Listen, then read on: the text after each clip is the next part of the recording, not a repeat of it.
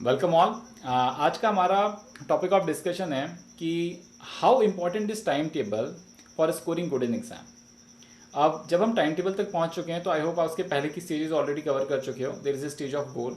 आपने monthly planning भी कर रखी होगी, और अगर हम वीकली प्लानिंग की बात कर रहे हैं या वीकली टाइम टेबल की बात कर रहे हैं या डेली टाइम टेबल की बात कर रहे हैं, तो we must have broken that goals into monthly targets, that monthly targets into weekly targets, and that weekly targets into daily targets. अगर हम यहाँ तक सारी चीज़ों को ब्रेक कर चुके हैं तो अब हम डेली टाइम टेबल पे फोकस करते हैं।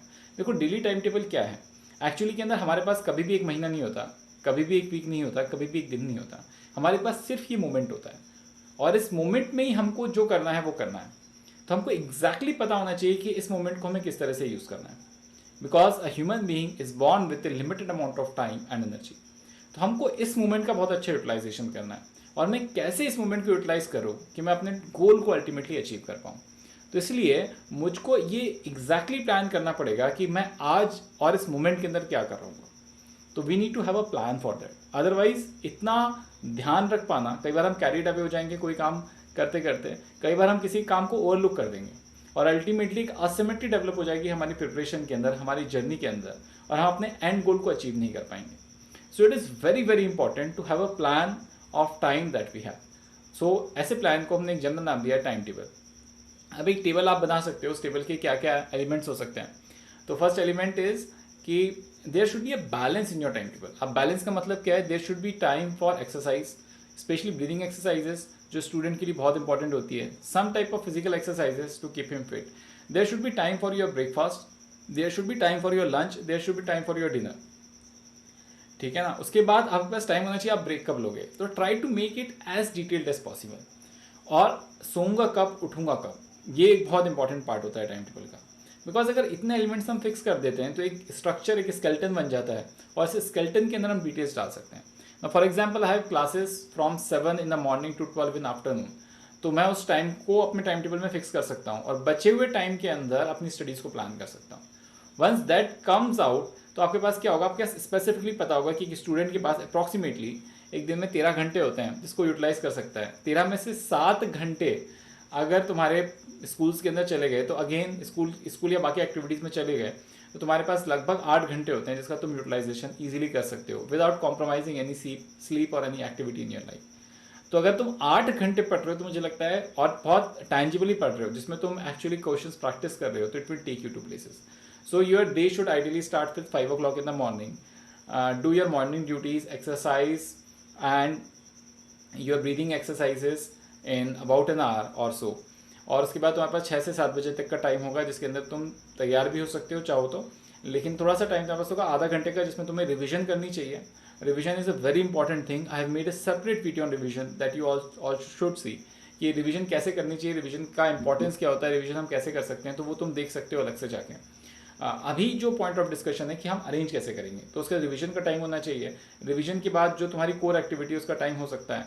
फिर you can divide the whole day into 1 hour slots, और हर स्लॉट को तुम एक बॉक्स की तरह मान सकते हो। उस बॉक्स में तुम कोई भी चीज़ डाल दो, लेकिन वो बॉक्स के से बाहर स्पिल आउट नहीं होनी चाहिए। फॉर एग्जाम्पल, मैंने फिगर आउट किया कि मैं आज दिन के अंदर 4 बजे से 5 बजे तक फिजिक्स पढ़ूंगा, या फिजिक्स का ये चैप्टर पढ़ूंगा optics, as detailed as possible.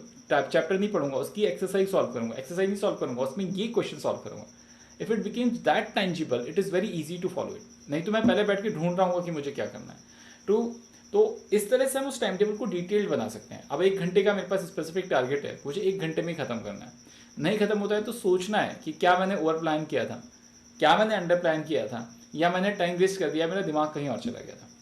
तो अगर आप मॉडरेटली डिफिकल्ट टारगेट्स फिक्स करोगे, मतलब आसान टारगेट क्या होगी, जैसे मैं 1 घंटे के अंदर सोचूं मैं 6 ही सवाल करूंगा। अब 6 सवाल तो तुम कर लोगे ना, वाई? बिकॉज एक सवाल में 10 मिनट तो कभी भी नहीं लगते हैं। So you can keep a moderate target like I will do 15 questions, है ना, क्योंकि 10 मेरी एबिलिटी है, मैं 15 का सोचता हूँ या 12 का सोचता हूँ। धीरे धीरे करके उस एबिलिटी को बढ़ाओ, उस बॉक्सेस के अंदर एबिलिटी को बढ़ाओ। तो supposedly I have 8 hours and 8 different boxes, उस बॉक्सेस में कंटेंट डाल दो, और उस कंटेंट को तुम बहुत अच्छे से अरेंज करो। Once you start managing this content very efficiently and solve a lot of problems, तो क्या होगा, धीरे धीरे तुम देखोगे तुम्हारा स्कोर इंप्रूव होने लग जाएगा। And that is how the time table plays a very important role in getting good marks. तो आई होप अगर ये आइडिया तुम्हारे दिमाग में उतना क्लियर नहीं है तो ज्वाइन प्रैगबी। There are mentors over there who will guide you in doing so. तो तुम क्या कर सकते हो, इस बात को बहुत दिमाग के अंदर, बहुत सिस्टमैटिक वे के अंदर एक पीस ऑफ पेपर पे प्लानिंग कर सकते हो, एक डायरी मेंटेन कर सकते हो, because a record goes a long way in seeing whether कि तुमने अच्छे से प्लान किया नहीं किया, कितनी बार तुम्हारी प्लानिंग फेल हुई, कितने अच्छे से तुमने टाइम को यूटिलाइज किया। क्योंकि अगर हम ये चीज़ें नहीं कर रहे हैं तो कहीं ना कहीं we are planning to fail. So इधर यू फेल टू प्लान और यू प्लान टू फेल। तो इस बात को तुम्हें ध्यान रखना पड़ेगा, कुछ एक्टिविटीज़ को फिक्स करना पड़ेगा, और हर एक्टिविटी आपकी लाइफ में एक इंपॉर्टेंट रोल प्ले करती है। सिर्फ ऐसा नहीं कि पढ़ाई करने सब कुछ होता है, क्लास भी अटेंड करना ज़रूरी है, खाना भी अच्छा ज़रूरी है, खेलना भी ज़रूरी है, ब्रीदिंग एक्सरसाइजेस भी करना ज़रूरी है, टाइम से सोना भी ज़रूरी है, टाइम से उठना भी ज़रूरी है। काफ़ी स्टूडेंट्स की आदत होती है कि वो रात को देर तक जगते हैं, तो क्या होता है बेसिकली धीरे धीरे करके उनके ब्रेन की वर्किंग एबिलिटी स्लो होने लग जाती है, उनका आउटपुट पर आवर एफिशिएंसी कम होने लग जाती है। Human bodies are design to work in days and sleep at night. Otherwise हमारे पास नाइट विजन होता है जो है नहीं। अगर बल्ब नहीं इन्वेंट हुए होते तो शायद हम रात को काम कर ही नहीं पा रहे होते।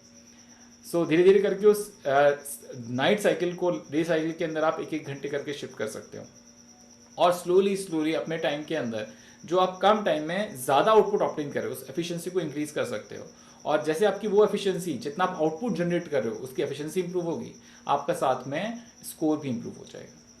So this was my take on how to get good marks by making a good timetable. I hope you would appreciate it. अगर तुम्हारे पास कोई सजेशन है तो नीचे कमेंट में डालो कि इसमें ऐसी ऐसी चीज़ें और हम कर सकते हैं, अगर ऐसे करें तो बहुत फ़ायदा होगा। It will help other students. And if you want a mentor for doing all such kind of activities to give you a pinpointed advice, then join Pragvi. Thank you.